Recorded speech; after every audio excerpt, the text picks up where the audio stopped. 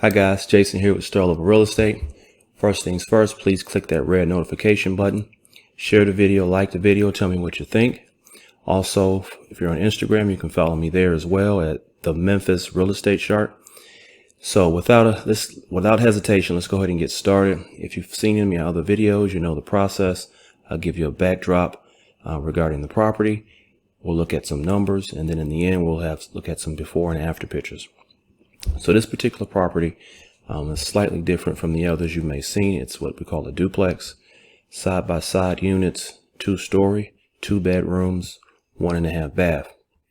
Now this property is interesting because this is my second time dealing with the property. So a couple of years ago, a seller saw one of my bandit signs and called me about the property, wanted to sell it. I think he had 120 properties and he wanted to sell this one. We negotiated a price, got him to agree to the price that I needed. My exit strategy on this property was either one, keep the property as a rental, or wholesale the property. I decided to wholesale the property because he had both sides occupied. One side had a long-term tenant and had been there about 3 years. The other side had some tenants that were there maybe 2 weeks. I decided to wholesale it because I didn't want to deal with someone else's tenants. I didn't want to inherit tenants. So that's why I decided to do that. So I got a copy of the rent rolls, got a copy of the leases, and updated phone numbers for the tenants. So from there, I found a buyer. It didn't take long to find a buyer. Multi-units are very popular. I found a buyer from Virginia. We agreed on a price. So I actually got it under contract for $60,000, sold it to my buyer for $64,000. So on closing day, I had an assignment fee of $4,000. The buyer did his own research. He ended up finding a property manager he felt comfortable with, and that was that. We closed it about three weeks after. Okay, so 6 to 8 months after that, I received a call from an email from the buyer. He reached out to me saying he was having some problems with his duplex. So the tenants that were there about 2 weeks when I got involved with the property hadn't paid rent since then and disappeared. So that sounds like basically that was some professional renters that put a deposit down, worked their way, they talked their magic with a private owner, and they move in with a security deposit and then they never pay rent again, and then they disappear. And on the other side, the long-term tenant, she paid, but it was slow pay. So the rent was, I think he had it for $800. She'd pay $400 one month, the next month pay $300, and it was never on time. So he was frustrated with it. So he also asked me, could I go by and give him a quote on fixing the vacant side up? So I took some of my guys over there to give him a rehab quote. He said that quote was actually about $2,000 cheaper than his property manager. And he said he'd get back to me. Well, I never heard anything back from him for a few more months. I guess about a year went by and he said he was still having problems. He was thinking about selling it. I said, hey, let me know. I might be able to help you. Months went by again. And then he came back and said that the vacant side was still vacant and the long-term tenant was still behind on rent and still slow pay. So at this point, I thought to myself, exit strategies again. I could wholesale it possibly, or I could keep it for myself as a rental and do a rental get ready, or I could do a high-end rehab and flip it. So we went back and forth on pricing.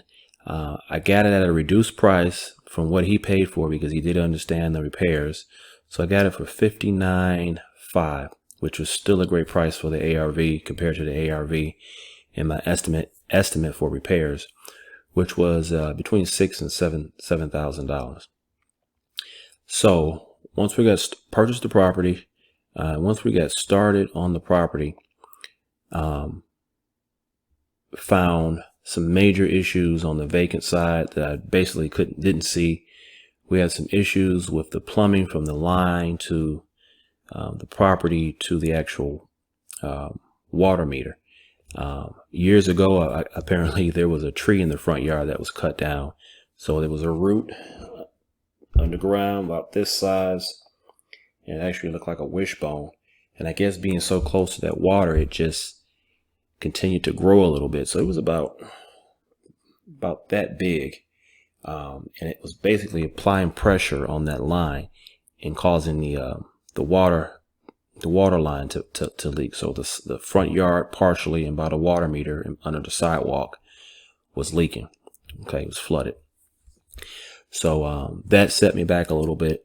We also that property had original copper inside, so by it being vacant for so long, all of the copper in the kitchen, which was underneath the upstairs bathroom, all of that copper in the walls and in the ceilings, we had to replace all of that. All of it was busted.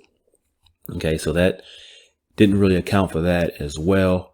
It was actually over my overage budget that I account for. So on this particular rehab, I was over budget. Rehab ended up being about $9,000, and I was behind probably about 3 to 5 weeks based off what I was actually trying to get done. So it happens. But as you see, as we look over the numbers, it worked out in the end and learned some valuable lessons. Now, during this time, my goal was, when I purchased the property, the long-term tenant, I put her on a month-to-month lease with my property management company, because my goal was get in the vacant side, rehab it, get it finished, get a tenant. And once I get a tenant in there, I could then, if that tenant was still slow pay, I could then give her a 30-day notice and evict her.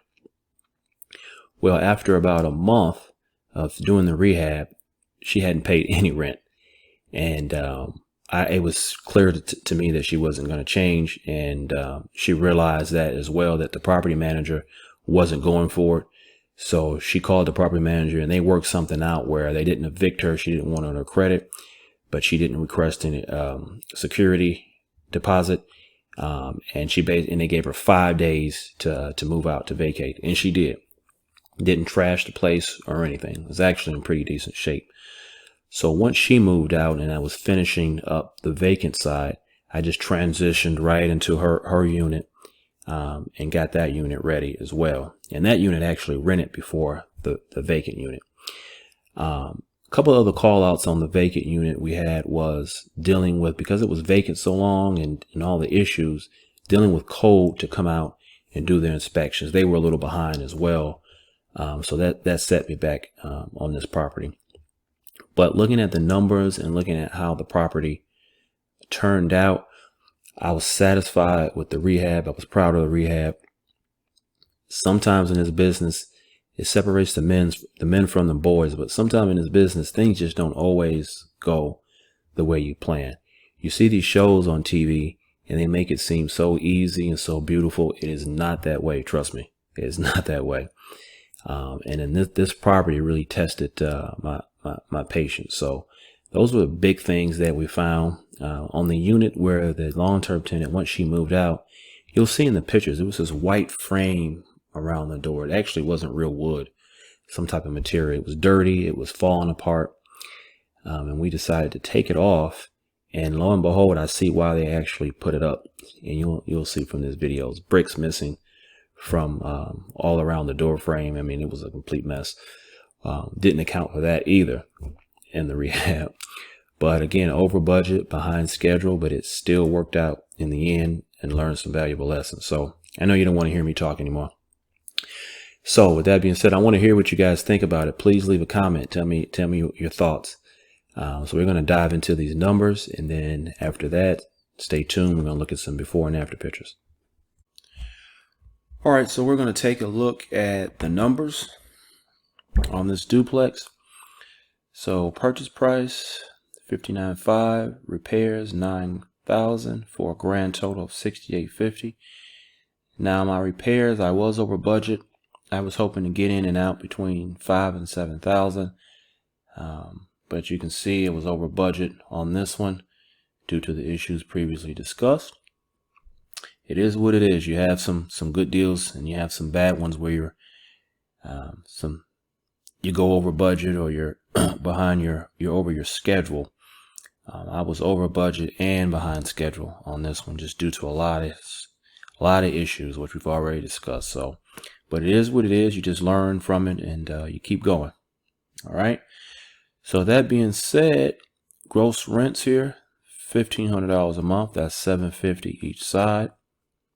And all of your expenses gives you your operating expense of $513 for the month, $6,150 for the year. Now, your property management each month, this is optional.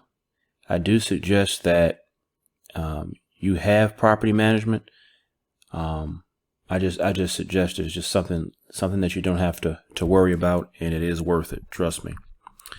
So with that being said, minus the expenses and our income, we have cash flow each month of $988. Return on investment 17.3%. I'll do that deal all day. Now I paid cash for this property, so there aren't any mortgage payments here. But if you wanted to later, and it's something that it's always an option. You can be a cash buyer or you can refinance. If you're a cash buyer, if you want to later refinance, whatever that mortgage payment is after you refinance, you can plug that in here. And the good thing is, once you have this spreadsheet here, and you can play around, you can download, find an amortization spreadsheet online, and you can just plug in your terms and your rate, and it'll spit out a mortgage payment. And you can just take that payment, and if you want to play around with it, put it here, and then it'll calculate this here. It'll update it. But again, here's the return on investment on this one, 17.3, with $988 cash flow each month. Again, I do this deal all day. This is what I consider, besides this right here where I had some issues, this is a pretty knockout home run deal, even though it had issues. Okay. So just take it and learn from it. So with that being said, I don't want to keep you any longer. Let's look at some of these before and after pictures. And remember, I want to hear from you. Leave a comment and tell me what you think.